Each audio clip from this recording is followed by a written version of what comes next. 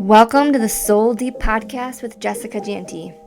Join me as we dive deep into raw, real, in-depth conversations about life, love, relationships, sexuality, spirituality, what it is we're really here for, and anything in between.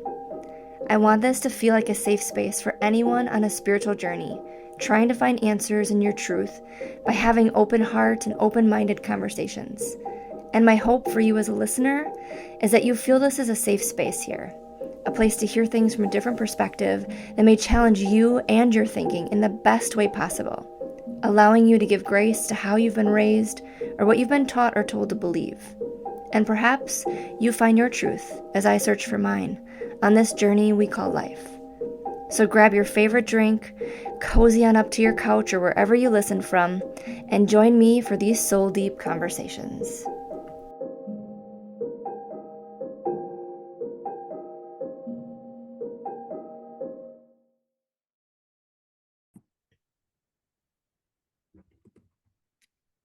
All right. Hello. Thank you so much for joining us here on the podcast today. So today I have a really special guest here with us. Her name is Natalie, and I'll do a little bit of an introduction and then I'll let her take it away and talk about herself a little bit. But so I have been coached by Natalie. That is how I've developed a really wonderful relationship with her. It was kind of an interesting, I don't exactly know how I found you. Oh, actually, it was my husband. It was Mike who actually introduced us, and through via the computer. So I think you were hosting like a master class or like a workshop or something, and it had already started, but he sent me the message and he's like, here, I think you need to, hear what she has to say. Like, she sounds like she's doing amazing things and this is the direction that you want to go. Like, you should jump in her class. And so I did. And then the rest is history. And we'll get into all of that in a little bit here. But if you want to just tell us who you are and what you do, and then we'll kind of just go from there. So, but actually, wait, before we do that, I forgot that I love to start the episodes with a little bit of like grounding, taking just a couple deep breaths. Are you good with doing that?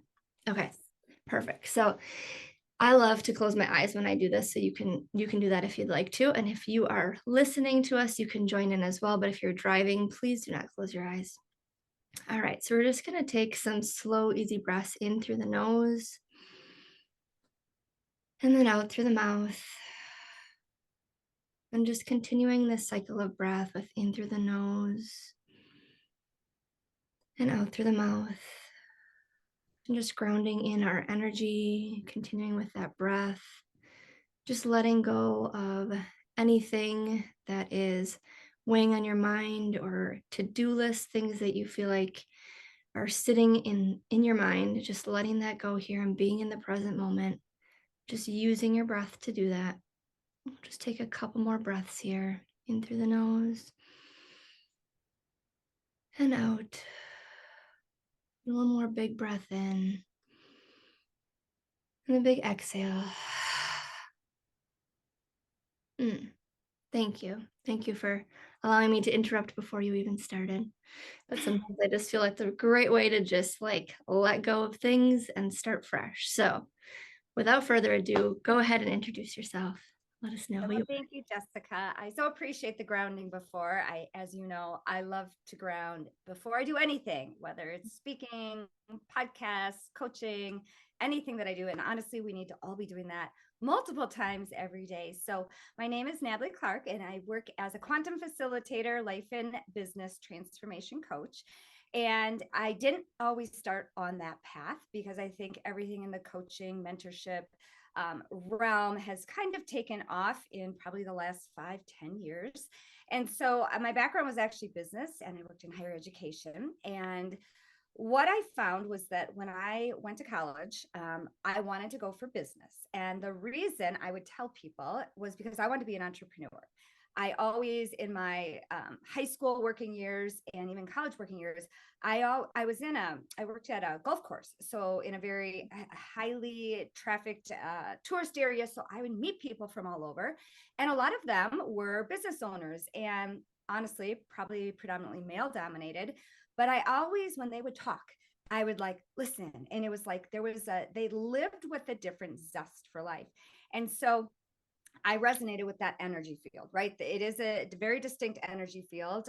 And so when I went to college, that was like my passion. That's what I wanted to do, except that you go back into your conditioned box, because to actually step out in your early 20s, now that you have your degree, it's like, well, what am I actually doing? And so I started in the business world, realized very quickly that was never going to be for me. It was such a box without an expansion opportunity that felt good to my soul. And so I remember walking out of corporate pretty quickly after I started, saying, this is not for me. So I moved back home and I had to do a quick re-eval, and I ended up working at a local community college that gave me an opportunity, and worked my way up, and then migrated off from there. And I actually had a beautiful career in higher education for many years, and worked with thousands of students and people, and served in the leadership realm. But at the end of the day, even in that beautiful stretch in higher ed, I was like, this isn't freeing. This isn't my soul's calling. Couldn't quite figure what was. But in that time, I also had 4 kids. So for any of you who are moms, or, have been through that, you know how easily it is to get overwhelmed. And in that process, there was always this like anchor, and it was like, you've got to go create the path. You're going to have to break through such incredible barriers, and you have to go do it first. I would look around, and I didn't see anybody at that moment in time doing what I was doing. There were entrepreneurs, but they maybe didn't have kids, or, they were doing their own thing, but their significant others were the bread and butter. I was the breadwinner. And so walking away from all of that was the biggest risk, and jumping off a cliff. And it's interesting, Jessica, because the workshop that you came into, which everything is always divine alignment and timing. It was shatter your comfort zone, right? That was the workshop that you first popped in. And I remember being in the middle. It was like a 3-hour workshop, and halfway through, I must have had my email notifications on my laptop, and I had a notification that Jessica Janty is in the workshop. And I was like, hey, cool, we're already halfway in, but I knew there'd be a replay. And I clearly remember that. And I know you watched the replay, and so the rest is history. But what I eventually got myself to a place of is honoring who I came here to be. And it's always scary. It's always terrifying. And I took that jump off the cliff, and it wasn't easy. And honestly, I look back in hindsight, and I'm like, how did I actually do that? Like now, where I've come in my journey, I can look back and say, oh, I can totally do that. But at the time, with the tools I had, even though I always immersed myself in, we'll just say, higher dimensional, highly conscious studies. I was always reading books and just following as I was able to, as a full-time working professional, homeschooling 4 kids, having 4 kids, through that whole pregnant nursing, not sleeping for 8 years. Throughout all of that, there was a very consistent thread that, in hindsight now, I can see it was preparing me for what I was eventually able to create. And so now I run a thriving, soul-led, soul-based coaching program for dynamite women. And it is by far the most inspiring, motivating, and transformational work that I've ever done to date. And I'm just honored to be a part of that movement. And so that journey has required me to do my own inner work at a very core level. And it has made me, and I think we'll talk about this today, challenge many. I'm not going to say all, because there's always more limiting patterns. Not even so much, it's the beliefs, yes, but it's the patterns that we come programmed with just by virtue of the time in history where we're at, our ancestry, all of the things that have come before us. We are our own souls, but we're carrying the weight of past generations and past old outdated mindsets. So a lot of the work that I do is about getting into the nooks and crannies, but we do it in a pretty powerful way where it's not digging up the past with the shovel. We're not digging up our dirt. We are magnificent, beautiful, creative beings. So what we're doing is we're just allowing the release of anything that doesn't serve us to get us to our next level. So in a nutshell, that's what I do. Yeah, that was beautiful. Cheers to you. Cheers to you. We forgot to talk about our drinks here this morning, and I love your mug. We briefly chatted about this before we My started. Unstoppable. unstoppable, I love it. unstoppable mug. I love it. I love it. So I'm drinking my dandy bun because that's what I absolutely love. But what are you drinking this morning? I am drinking Coco Ringa. It is a superfood, Mm. cacao-based, amazing, amazing, amazing. And I add a little bit of sea salt and Ooh. butterscotch stevia. And it Ooh. is the most epic hot chocolate that is completely sugar-free and dairy-free that you will ever I have. love that. So I've had it, but I've never added those fun like sea salt. I love sea salt chocolates, so that sounds like it would be amazing. totally better than any unhealthy lattes out there. Yes, absolutely, absolutely. Awesome. Okay, there was things that I didn't even know about you. I had no idea that you worked at a golf course. I had no idea.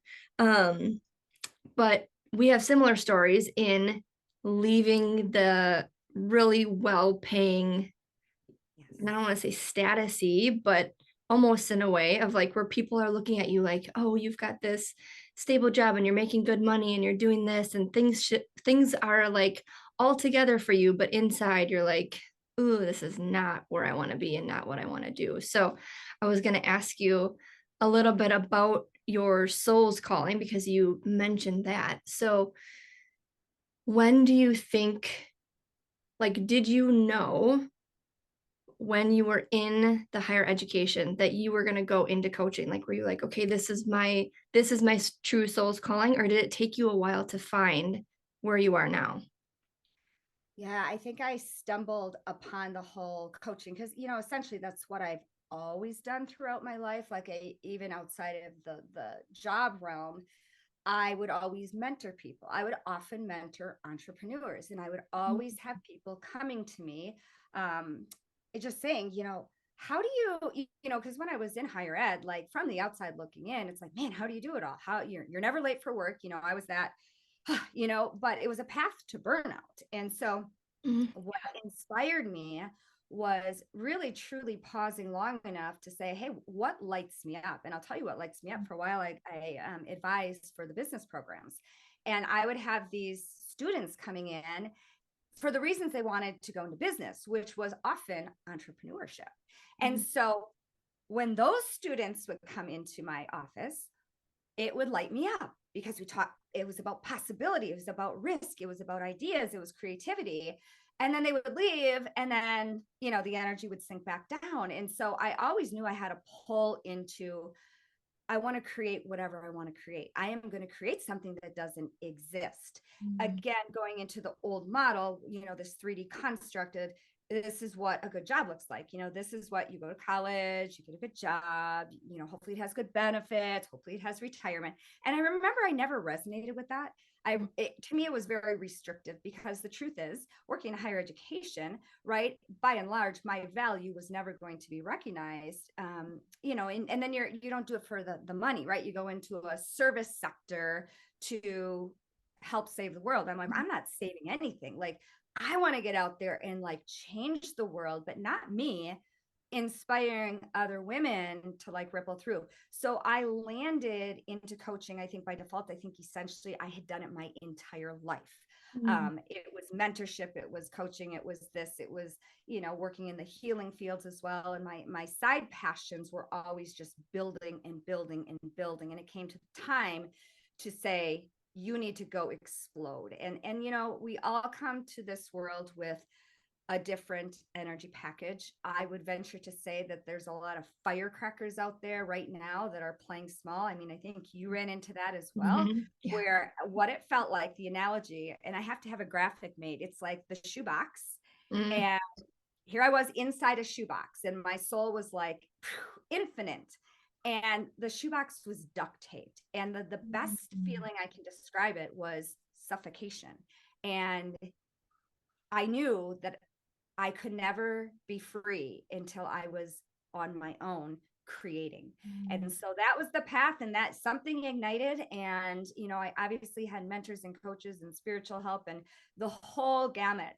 Because I've always been able and blessed, even since I was a little child, I've been surrounded by incredible mentors and teachers and all of those things that stuck with me. Right. And then boom, I had it. And I think that's just it. I think we were like, oh, I haven't prepared. I didn't go to school for this. Mhm.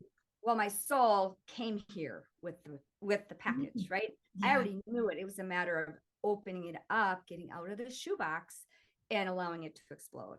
Mhm. Mm, that's so good. Yeah, this conditioning. I mean, I've often related myself to being in a box as well. This conditioning, like society and what people and your, maybe pastors or teachers or other people just think that you should be or do or look like. And it just keeps, like you said, maybe layering the duct tape around and around and around because you're just stuck in this box. Yeah, that's such a good analogy. Well, you were my second coach that I hired, and you were the one that actually, I want to say, like pushed me into breath work, but like your coaching program, we would open with doing breath work. And I had never heard of breath work before, but I loved the grounding effect. I loved opening the calls. We would spend, maybe it was 5 minutes. I don't even know. Sometimes the time would just, go. I have no idea how long it actually was, but it was always a great way for me to leave the chaos of the day and just focus and really just hone in on, okay, I am here, I am present. And so I know that started me on my path to where I am now in this breathwork journey because I had heard that word. And then a yoga studio by me was doing breath work. And I was like, oh, I've heard we do breath work in Natalie's coaching program. Like maybe I should just try a full in-person class and see how it goes. And then the rest is history. And here I'm doing breath work. But it was truly your program and your mentorship that, I mean, I was with you for a good year, I would say. Yes. Um, and there was so much growth that happened in that year. Like the person that I was entering your program to the person that I was when I left your program. I mean, at the end of the program, we literally went to South Africa together, and I was able to facilitate breath work for the leaders of the retreat, which was amazing, like just absolutely amazing. And so, yeah, I just want to thank you for your path and your leading from example, like learning from your example, the life that you lead, what I could see in you, like your energy, just everything about you was like, that's what I want to do. That's what I want to be. I want to create this for other women as well, because that is truly a passion of mine. Like, yes, I was a nurse, but ultimately I wanted to help people. It wasn't necessarily maybe that nursing was my true soul's calling. Like, I think this is truly my soul's calling, is helping women learn how to regulate themselves, learn how to build a life that feels safe in their body. Because that was one of my big things too, is like leaving that job, doing the things that did not feel safe. And I don't think that's talked about. I don't think we're taught how to feel safe in our own bodies. Right. So, I totally agree. And your journey, just witnessing it and continuing to witness it. I mean, I always say we lock arms and we do this together, right? mhm, And there's people, guides. I always just say they're little angels that are placed in our path for the next step. And we never have to have, in business school, you have to have the business plan, right? Because the other thing I told myself, I don't want a business that I have to come up with a business plan and, be have some of that jurisdiction handed over, right? mhm, I was like, I'm going to go do this my way. I'm going to bypass the bank. I'm going to bypass the business plan. And, I say now, is that my energy field and my electromagnetic frequency is my business plan. And I mhm, know that if I keep that intact through, various incredible ways, I work more with quantum techniques these days. But when that is in place, the path unfolds, mhm, and your journey is unfolding. Like you didn't know when you signed up late for Shatter Your Comfort Zone that it would lead you down a path of doing basic breath work, right? And then taking it to a more advanced level. I mean, to me, that's like the ignite. And, a lot of my work will have the word ignite in. And I remember 15 years ago, 20 years ago, somebody said to me, Natalie, you are like the ignite switch. mhm. Like on like a hot water heater, when the pilot light goes out, you have to light it, Yeah. right? And Mhm, then it works again, right? But once you light it, it works itself, right? I don't have to sit there and fan the flames. It's like, just ignite it. And so that has always, I was like, I don't even knew. At the time I was like, yeah, whatever. Knowing what I know now, I do carry a lot of fire energy, which makes sense, Yeah. ignite.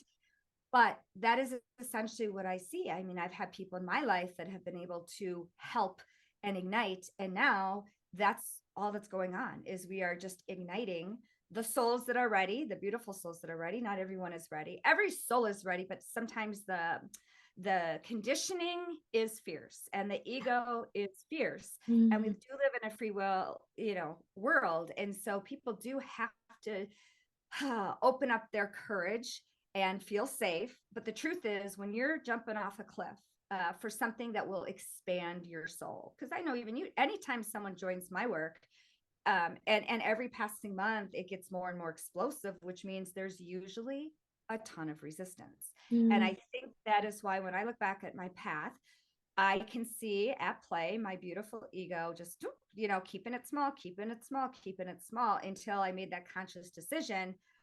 I'm going to jump and I'm going to lay it all on the line, and I'm jumping off this cliff, and I do hope and pray there's a parachute, but and there was. But the parachute doesn't ignite until you jump. And that's like such a universal truth in life. And it's just amazing to see what we can do when we can get out of our constriction and out of our conditioning. And like breath work is such a beautiful way to connect back with the essence of who we are, which is why many people resist it or say they don't like Mhm. it or say all the things.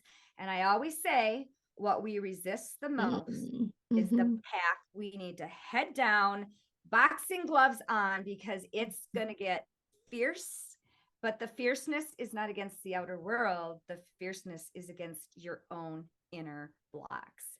And Mhm. so, when I use the term, like, you got to slay the day, it's really nothing in the outer world. It's all about slaying that ego and slaying that resistance and slaying that fear and slaying that doubt, and slaying those belief patterns. The patterns are most of them are subconscious. The conscious ones, they don't really have an impact, right? We kind of know, oh yes, I get stuck here. It's the subconscious, and unless you get at those things, Mm. and unless you barge right through them, your life can't change. So Yeah. That was so good. And then when you're talking about the resistance to things, so this was one piece that I want to talk about, and it like is going to go beautifully. So resistance. So you teach parts of like Kundalini in your program. And so that was the first time I had heard that word also, was in your program. We were just getting into that a little bit. We had done some in South Africa as well, which I think was the first time that I actually like did something in person. And I had such resistance to Kundalini, such resistance to Kundalini. Um, and so how did you get into Kundalini? And then also, well, we can talk about this a little later, but I want you to talk about your like when you say quantum, I think you said quantum energetics or quantum techniques and tools. techniques. Yeah, if you want to explain that too, because I'm sure there's lots of people listening that have no idea what that is. But we can start with Yeah. the Kundalini first. So. Yes. So ever since I was a young child, I loved to move. Okay. So my beginning life, I always was moving. I always exercise, athlete. I just loved to play sports. I always had to move. And I would say in my high school years. Now, this was back when like yoga was deemed all the things, right?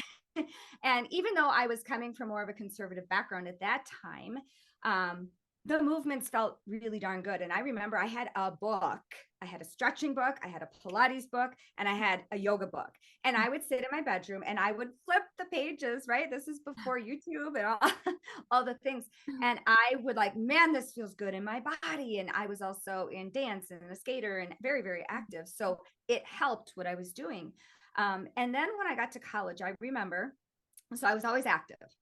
But I took at the YMCA in my college town, I took a yoga class, and it was just a basic, like, very basic. Mhm. And it was awesome. And we did some breathing. We just did some stretching and postures.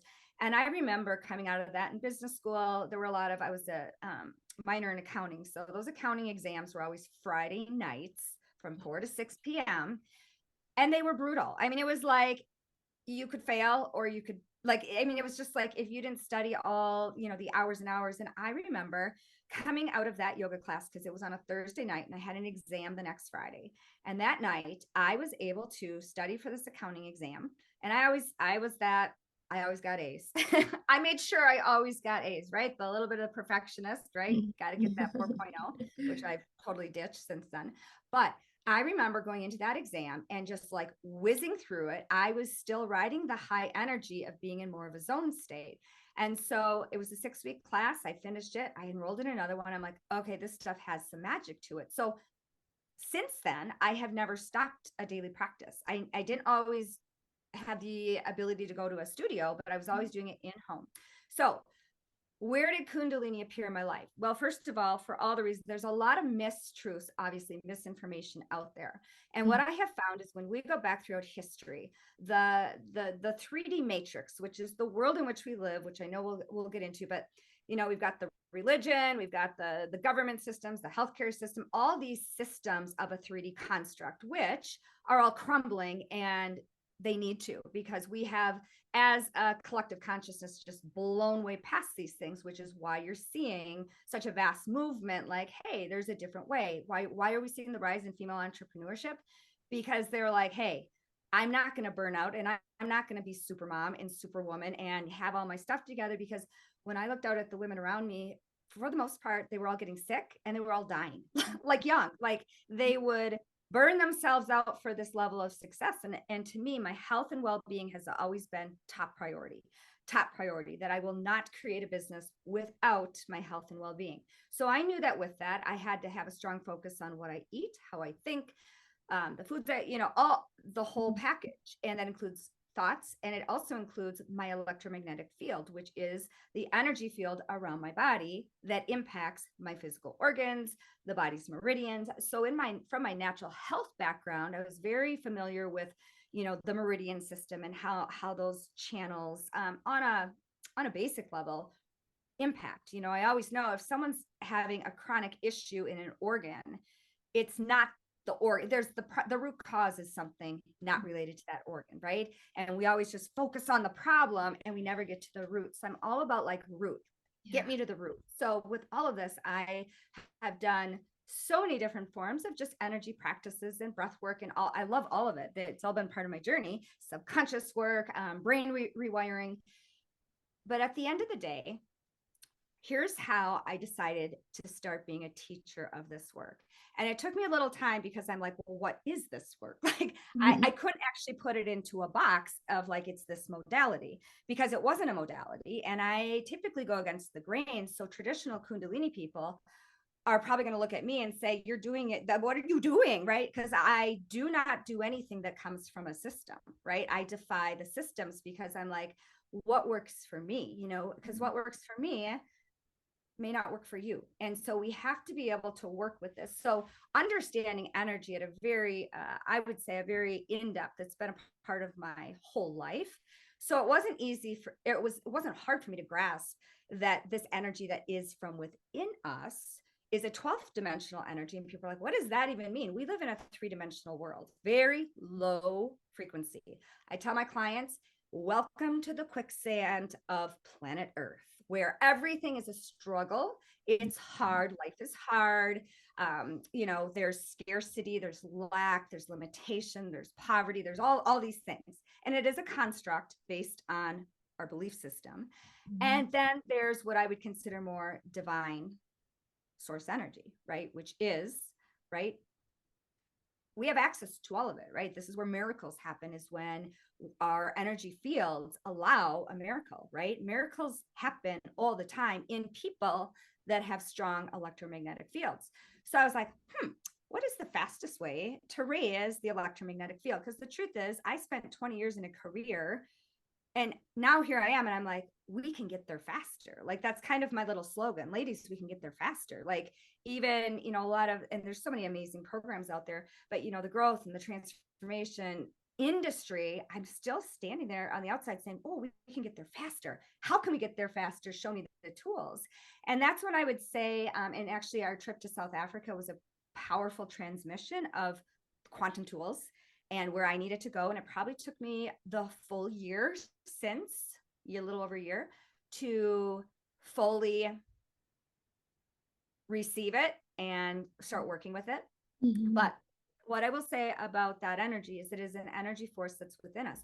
We've all had experience with it. And the trigger on the word is simply because these hierarchies, control systems, that they run on fear. They run on fear. They have to tell you you're going to hell to keep you. They have to create a whole construct and a whole storyline and write books and then say they're, and all of that, when you actually take the time, because none of us take the time to look at, does this make sense?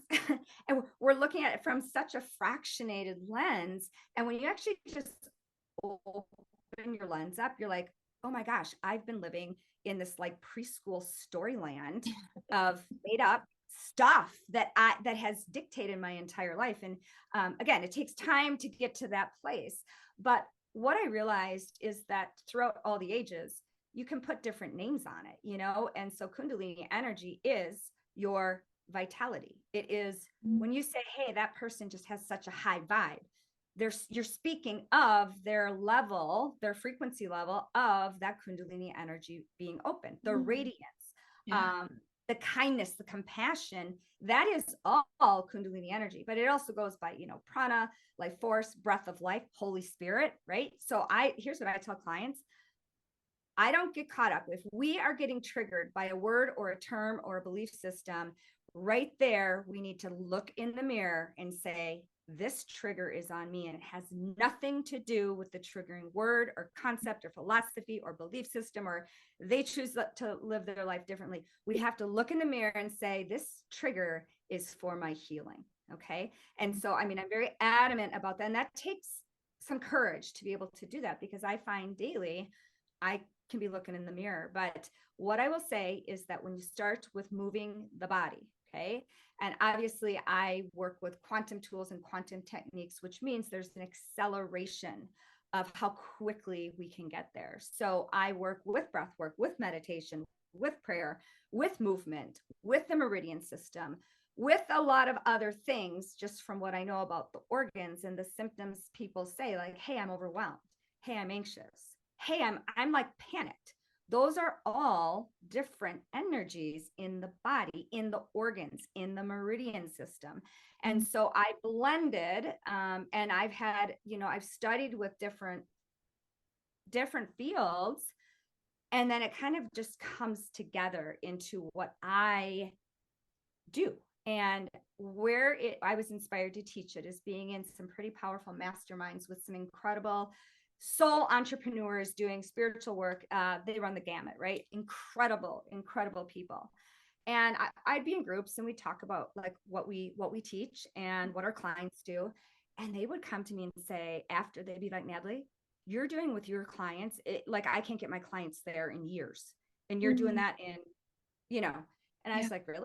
I wasn't, in their, and, I started like visiting and showing up as a guest and interviewing some of their clients, because I get asked to speak in different groups, and you can just feel into the energy and the questions. Beautiful people. And I realized, I'm like, we are doing something cool. Like, what are we doing? And then it turned, I went inward, and it was like, Natalie, what are you doing? And I realized I was doing a lot of things that they weren't doing. They were doing a lot of things, but I was doing things that they weren't doing. And it did come back to movement. And so that's where my journey like came into a massive acceleration. And I remember resisting the teaching of the actual movement, because I didn't know what to call it. I didn't know what it is. I still can be like, oh, people say you're the win the morning queen, you're the movement queen. I think all I am is back to, I ignite the electromagnetic field. But every person has to do their inner work. It's a consistent practice, and it doesn't have to take long, and it has to shift. It has to shift as quickly as our emotions shift and as quickly as our day-to-day life. So I came, by the time, the term, I'd been working with this energy my whole life. By the time the term had come my way, I was so far past the belief systems that would have triggered me with it. I'm like, this, because I have seen in 100% of the people that I have taught the basic level to, it is 100% success rate. And, yes, it is, a lot of entrepreneurs want to work with me because of the financial, like the prosperity, because we can raise our electromagnetic field to allow us to hold more prosperity, right? And I have just had my 7th client step forward and say, you know, Natalie, I made more money last year than I've ever made in my life. Never dreamed it possible. And that wasn't their intention. That's not like why they're in my program necessarily, but because of their inner work and raising and working with the Kundalini energy, that is what has happened. But it's kind of a byproduct. We're looking back to say, oh, wow. And I know the growth in my business has been 100% attributed to what I do every single day on the mat, in a chair, in the woods. So it's such a powerful movement. And, you know, I have a lot of people that initially haven't heard of it, but honestly, I don't even have to use the term. I work with female athletes. I don't use the terms. We just move our bodies, right? Yeah. And so, you know, some of it too is I don't go out there intentionally to create the triggers for people, but at the end of the day, we all know our triggers are on us. So if I'm triggered, that's on me. If someone else is triggered, that's not on me. So yeah, it's a beautiful, beautiful energy to work with. And it is healing people, their physical bodies. It is taking over. And I always say that it'll be a driver. So for me, when I talk 12th dimensional energy, that's what we're working with. And that's why it's such a high potent frequency. You know, we've heard of infrared saunas and, you know, light therapy, all great things. But this is like, give me that source energy. And it comes in like a lightning bolt, gently. It never goes more, you know, it's never going to go too fast. I tell my clients, if you feel like it's going too fast, it's probably your ego with the resistance, because this work triggers the ego like nothing I've seen to date. And when I see people push through it, they gain an internal strength from their navel center.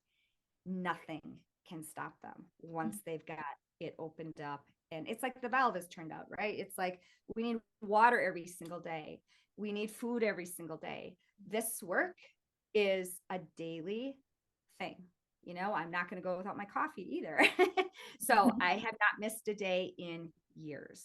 I don't want to say a full decade, but probably close to it, doing this inner work. And I kept it in a closet, right? I mean, it was a very personal practice. I do different things, but I was mostly what gets me to the place of feeling in the zone. And I do whatever it takes to get into that zone. And then, and only then, do I go through my day. I love that. Yeah. A morning practice. I think that was one thing that I took away from you as well, was creating a morning practice and being intentional. And I still had resistance to that. I think it was trying to incorporate the Kundalini aspects into my morning. That's probably what some of the big resistance was as well. But yeah, it's like once you really are in the work and you're doing the work, the shifts that you can see are incredible. Just like the people around you, how people respond to you. It's yeah, truly incredible. Yeah. So one thing that I wanted to ask you about, you had talked about belief systems and things. So that's one thing that I really wanted to touch on, especially in this podcast as well, because I know that you come from a more traditional Christian background as well.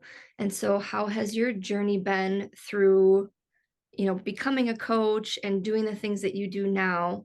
How has that challenged your belief system? How has that challenged the way maybe people view you and different things like that, if you feel comfortable talking about that? Yes. Yeah. So yeah, I mean, raised by awesome parents that came out of, you know, conservative Christian teachings and training. So I had kind of your model growing up, and my mom and dad were both teachers. And then my mom was able to stay home with us for a large part of the growing up years. I always had a mom present, which honestly, you know, it was beautiful, right? So we had a lot of talk time and we had a lot of interaction. And you know, my parents were always friends with like people from different walks of life. And, you know, one of the great childhood memories is we would always have people over for dinner, right? You know, and if there were kids, we would be playing, but like, I would always like have my ear. I was always listening to the adult conversations, and it was often very higher level spiritual stuff, like belief system stuff. But what I do recognize, and I'm super grateful for, is even though my parents came out of a very conditioned upbringing, a very good upbringing, right? It was just so pure and noble, but yet I always had, especially my mother, and I'm so blessed because a lot of people, when they take the path I take, the the family, the parents are like, she's crazy, she's going to hell, she's all the things, right? Which I can fully love and appreciate, because I get that in that belief system, people can't think otherwise. But my mom always challenged the status quo. She'll look at me today and she'll say, oh my gosh, I can never do what you do. And I'm like, Mom, you did it in your own way. Because my mom had no problem walking away from every belief system and she had no issue with just like, no, this isn't going to work. And so I was very used to having like an independent spirituality, right? So anything that was a system or a denomination, it was like, from a young age. And it wasn't in judgment, right? Like, 'cause that's the other thing. Like, I don't sit here and look at those belief systems and models, because let's face it, we're all busy. We get fed by a spoon, right? And then by our parents, and we're taught they know more than us. I have taught my children, you came to this planet knowing more than me. I'm going to like help you out with just some maturity things and like things, because I've lived on planet Earth longer than you, but your soul came here at a much higher dimension, and my kids would never ever make it in that, like the indoctrinated system, like which I was in, but it was perfect for me at the time because of where we were in time. But my soul was always like, do my own thing. I felt the connection with true spirituality, which is a whole different lens. So in terms of shedding the belief systems, that unraveling for me started strongly in my teen years. Now, it came just like a lot of us when you hit like 2012. Here it was, it just started unraveling. And I was like, nope. And it was a lot internal. And I remember thinking, oh, I don't want to have this conversation with my mom. I never wanted to, but then like a few months later, a year later, she'd say it to me. I'm like, oh yeah, no, I've been feeling this for a while. And so I've been blessed to have that circle around me where my family, my immediate family, has made the leap. It is a quantum leap right alongside. But with all that being said, there's still, even in me right now, residual there's things that'll trip me up, and I know, oh, this is still an old pattern. I'm telling my children something that I was not told as a child, right? And I was taught that your parents know best, your pastors probably know better, all these things, this hierarchy. Yes. And yet my soul is like, let's just blast the hierarchy, whether it's a corporate structure, the employment structure, very 3D model where we stay stuck. And it's primarily based on fear. And obviously, I'm sure the greed and the money over the years. So the people in these places and in these belief systems, they're not doing it from that vantage point. They're just like, we are just programmed robots. And our whole life is a programming, right? So it's our upbringing. It's also our school system. Like, what do? We go preschool and then kindergarten and I'm like, hey, well, what if what if I want to jump up to third grade, right? Like, I tell my kids, you can do whatever the heck you want to do. You don't have to be jumping up to high school when you're 9, but there's such a pattern of linear is the 3D model. It's a very low frequency. It's the quicksand. And so in that linear model, and the belief systems that I see weighing people down the most, I work with a ton of women, lots of cross sections, a lot come from Christian backgrounds. But I've seen enough over thousands of people just working in my professional career. And the people that to me are the most stuck, that will eventually be the most unhealthy and probably die the youngest, are the ones that have the heaviest ties to a religious system. And it's interesting, I just step back and I'm like, that's interesting, right? Because we need to be the observer. And as I see people clearing some of these patterns and their hope the things that they so desire and so believe in, but it's actually not part of who they are, because they're in fear. They're in constriction. They're in, I don't want to screw up because I don't want to be bad because of the judgment and I'm going to go to hell or worse. And, like all of that, like when you start to recognize that energetic frequency is what allows disease and illness and bad things happening. When we live in fear, we attract things to fear, right? Yeah. So it's I just observing this and observing people on their, what I call, it's not even their healing journeys. It's more of they're stepping into who they really are journeys. And as the real person emerges, their face changes, their eyes change, their skin tone changes. I know my clients will say, and again, it could be a month. I have a lady right now, 3 weeks in, and she had friends saying to her, "What are you on? You've changed since I talked to you a month ago.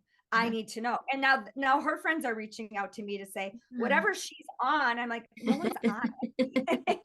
But let's chat. But it's really profound to see. And every day I honor. I had one spiritual friend, and she did not come. She came from a very troubled upbringing, like really horrific, childhood life. And she told me, one day she reached out, she said, "Natalie, you're like a bridge." She said, "I can't work with the Christians because I look at that and I'm like, you're crazy. Like, I can't believe, but she said, you're like this bridge where you understand the belief system and you have love and compassion." She's like, "I just get annoyed with it. Like, I won't even work with them," because she's like, "What am I doing here?" And she said, "But you can be that." Well, it's because I get the system, I get what they came from, and I know it's just programs and how everyone evolves and what that path looks like. Like, I step back and honor that, because it's not about a belief. Like, the last thing I will ever do is say, "This is what you should believe." I mean, never ever. Like, that is so foreign. That's nothing that would ever come out of my mouth. What aligns for you in this moment? And when we can get our energy field and raise our awareness, I work with the awakening, I work with the awareness. What will happen is each person with what I call their divine team, their spiritual connection, that is the orchestration. And what will happen is new things will fall into their awareness. And they will start to say, "Oh," right? And I know this happened with you, like, "Oh, that's interesting." And it's at a personal level. So I steer clear of anybody saying, that's why I don't do traditional Kundalini. I don't even do Kundalini yoga, right? I've done it and I'm very familiar with it, but like the work that I do is just much more intuitively led and what feels good in my body, and filtered through what muscle groups do I actually need to move, because a lot of these outdated beliefs that we're storing, they're going to be in the stomach region, the outer hip region, a little bit down the legs, and right underneath, like behind the bladder, like those regions. And that's often where we're stiff. People who have stiff hips are carrying a lot of outdated belief systems. And it isn't about flexibility. I will never claim to be the flexibility queen, but when you can still open your body's energy channels and muscle groups and all of those things, and when that stuff can start to clear out, guess what happens? A whole new life book emerges. I'm not going to call it a rule book, but it's like, we were taught this, kind of at this frequency. And when you clear out those patterns, all of a sudden you get a whole new menu, and it's a smorgasbord. And I always say, the higher you raise your electromagnetic field, you get a new menu. So, and it gets more extravagant. The higher our electromagnetic field, the more healthy we are, the more vibrant we are, the more prosperous we are. And so if we're female entrepreneurs trying to do our best work, the number one thing that we need to do is raise our electromagnetic field every single day. I always say the reason for the transformation inside the group is because I control the thermostat on the frequency. And as I raise the frequency on the group, it attracts in that level, right? And then new people come in and they raise it. And that is where it's like an alchemy, right? It's spiritual alchemy, but it's life alchemy, but it's also day-to-day life alchemy, right? It's like, how do I show up in my volunteer work? How do I show up when I go grocery shopping? How am I showing up? Because the biggest miracles that I have had come my way have been me doing very ordinary tasks in my daily life. And that's the beauty, right? We can get all spiritual up into the clouds. We need to ground that energy on earth. And I have had enormous miracles. The miracles now are just a daily occurrence for me. And again, there's no miracle too small, but it's happening just in my day-to-day life. And that's, to me, where it's at. Yeah. Oh, it's beautiful. You said so many like great things in there. So many great things. My question for you is, if someone is listening here and they're like, okay, I'm stuck in this fear state. I'm stuck in this place. Like, I have these conditionings and I hear what you're saying and I want to get there. Like, what would you say is the first step for them to get out of this fear-based model they're living in? Yes. Fear is not as hard as we perceive in our ego to overcome, but it is if we're navigating it from the same frequency of the fear. So here's what I would say. I would say that, first of all, the very fact that someone can say, I know what this is. I know it's fear-based. I don't know all the moving parts, but I would like to get out of it. Right there is awareness 101. That is the first step, because there's thousands, hundreds of thousands, millions of people out there that don't even think they're living in fear. Okay. That's a whole different discussion. Okay. So for the person who's like, I feel like I'm stuck, right? I've tried all the things, or maybe I don't know what to try.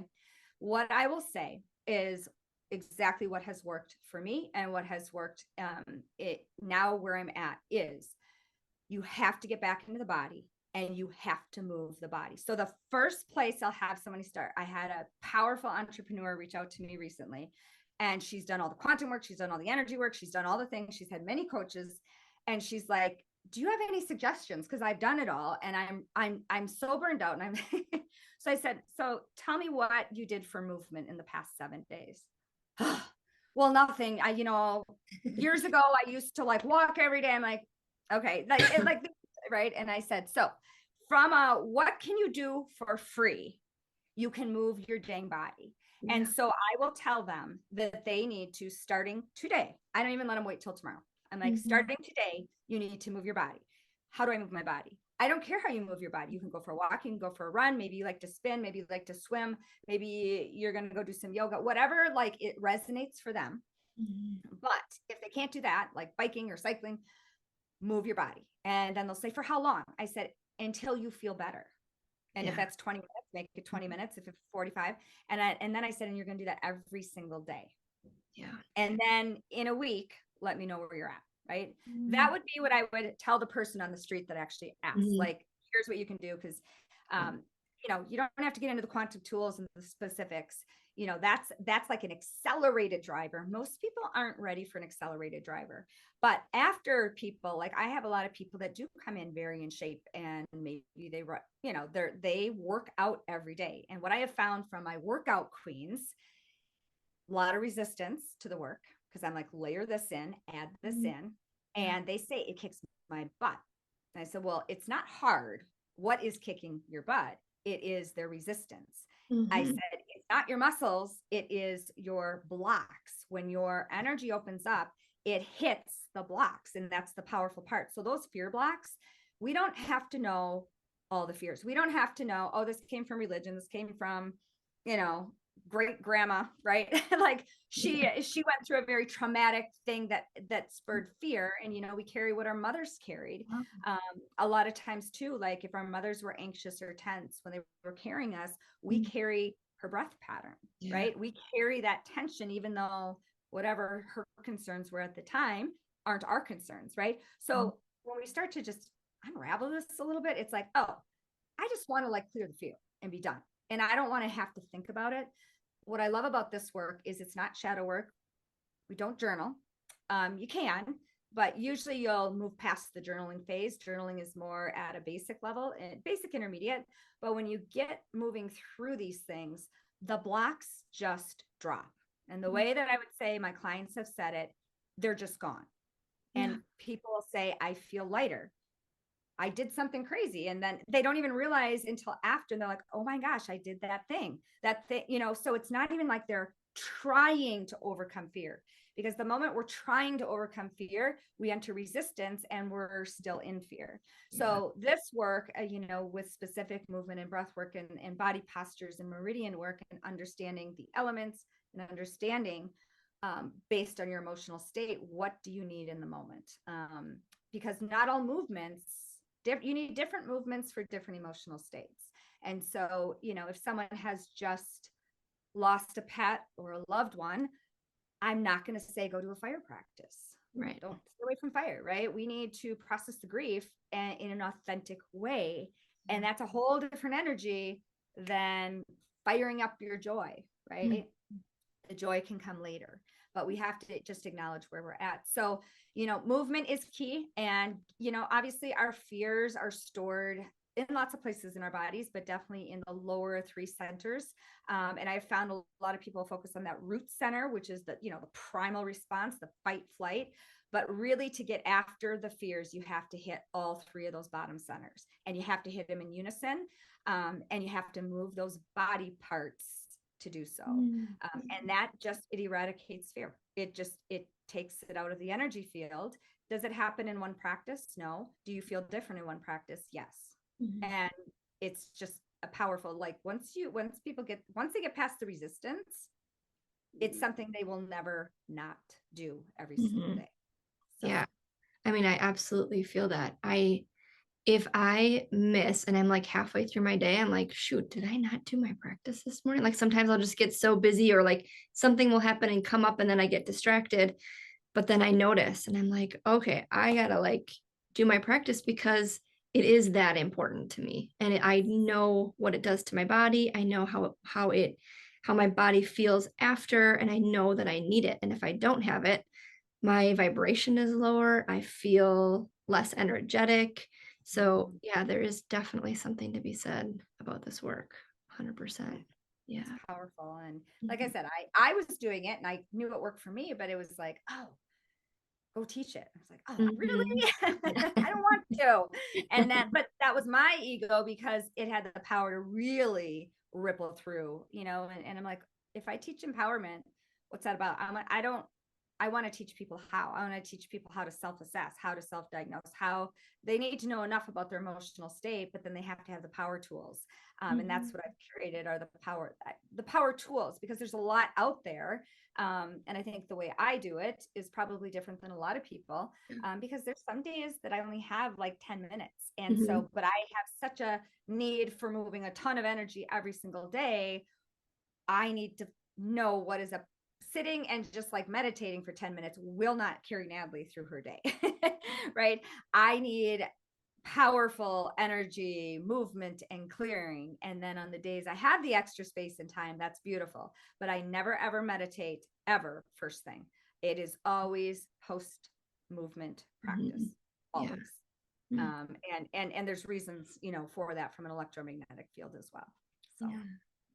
That's awesome. So what is next for you? What's coming up? Where are you at? Like maybe tell us if anybody is looking to maybe work with you, or just kind of tell us where you're going next, what things look like for you. So I feel like every day is, I wake up and I'm like, what new thing am I going to create next? So I love the creation energy. Right now, what I have going on is stepping into a whole new level of more intermediate practices for my clients. I personally do daily, a beginning, intermediate, and advanced. I've got multiple things. I always say we need different tools. And so, you can, if I need to cut down a tree, I can take an axe, or I can take a handsaw, or I can take a power tool and just take care of business, right? And so when I work with quantum tools, they're more the power tools, right? Like all these other tools, like they're building blocks, and depending on where people are at.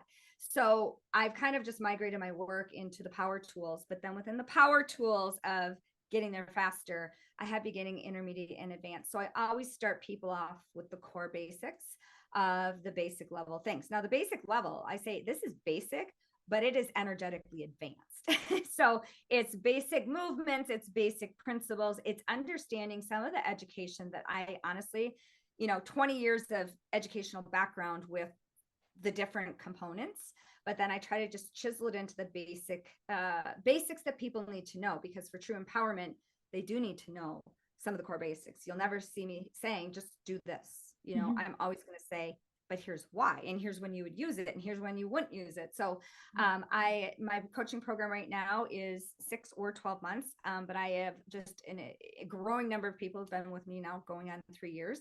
I take people in, it's a mastermind. So I take people in energetically as I'm able to. Sometimes there's a little wait, but often not too long, especially if someone is really ready. I like to make space. I teach a little movement, but not often. I'll do some basic stuff in some master classes. So the best place is probably to check out my website. I like to keep any upcoming speaking engagements out there. Right now for me, 2024 is a little bit more about getting on the speaking circuit. I'm showing up more in podcasts, getting asked about my work. I'm getting a little more knock, knock, knock. Could you come do a training? What do you really do? So there's like this intrigue. So I am creating space in my life right now so that I can do more, probably virtual speaking and helping in other coaching programs, coming in and get clients that are stuck. Let's teach them something that will get them unstuck. So I'm always looking for new things. I cannot stay stagnant. When I think about our Kundalini energy, it has been dormant and stagnant and for far too long. And when it is active and open, what I have found is that the miracles come in and the opportunities come in, and I don't have to do it all, but the creativity is a big piece. So I have, of course, lots of things, but I know I don't have to do them all this year. And I'm very, very much like, I do occasional master classes, maybe fewer than I did in the past. But I offer as much of my work in my free Facebook group. I have tons of training, hundreds and hundreds of hours of trainings, and that's all overwhelming. So no one needs to do all of it, but I have it categorized so that people, if something resonates, they can get in, they can listen on the go, and maybe it'll just spark something, ignite something, prompt something that sets them on a new path, whatever their individual path is. So my website, my free Facebook group is a great starting point for anybody. For people who are like really serious, as my time and schedule allows, I do like to connect with people personally. I am not about numbers. I am about personal connection. So I always interview people before they come into my coaching program, and from a place of, can I help this person? Am I in alignment for where this person is at and where they want to go? That's what I go into those in terms of interview. But I'm always here to serve in whatever way. And I always say, I'm the magnet, and I may repel some, and I will definitely attract in those that are ready for this level. Yeah. Awesome. And I will put all of your information in the bottom of this podcast. So if anybody is looking to work with Natalie, you can find it there. I feel like this hour has like flown by. Yeah. Anything else that you want to share on that you feel like you're dying to like get out, or?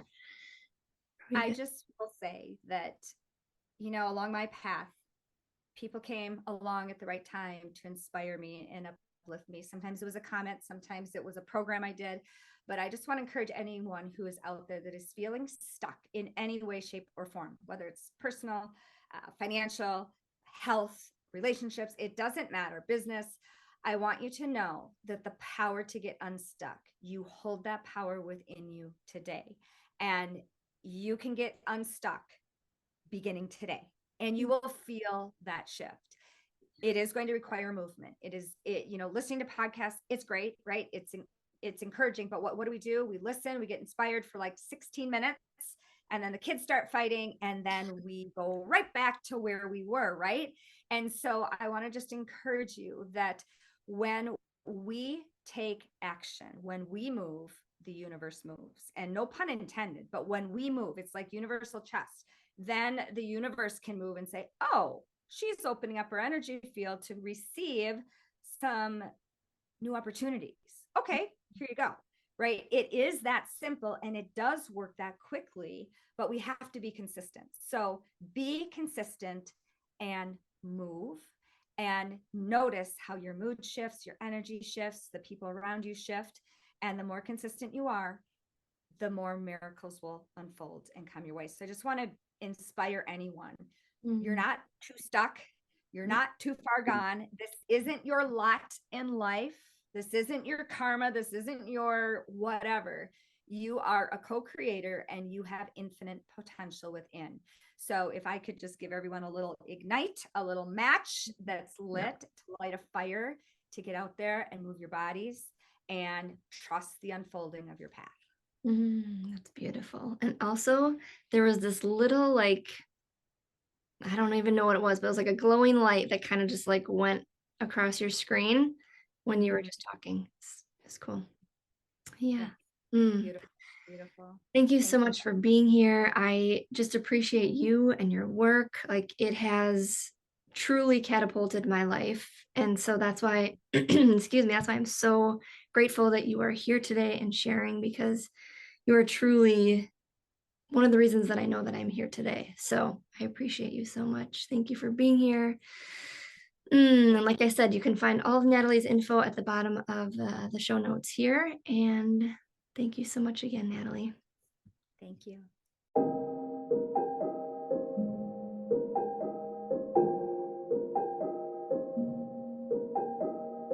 Oh, thank you for listening to this episode. I hope you loved listening as much as I loved recording.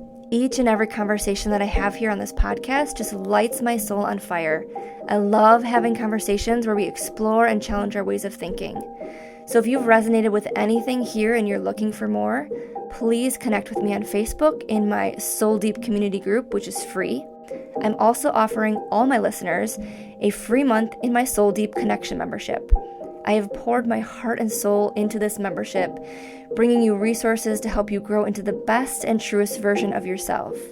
I've used my knowledge and experience as a nurse, combined with my knowledge and experience as a coach, breathwork facilitator, and somatic embodiment guide. This library consists of breathwork, kriyas, and other resources and modalities that will help you learn about and give you the healing tools to live the life you've been dreaming about, and to help you find your true passion and zest for life again. This library of resources is vital for everyday maintenance.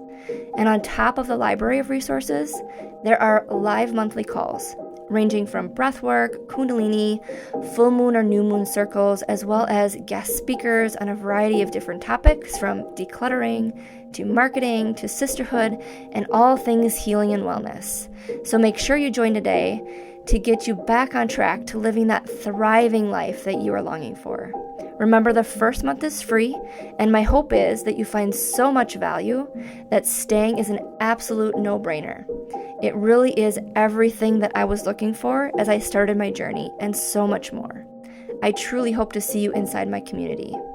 And if you haven't yet, please follow me here and on social. Like and subscribe, and make sure to share your favorite episode with your friends and community. And when you do, make sure to tag me in that post. If you tag me, you'll be entered into a drawing for that month where you can win a free one-to-one session, breathwork or coaching session with me.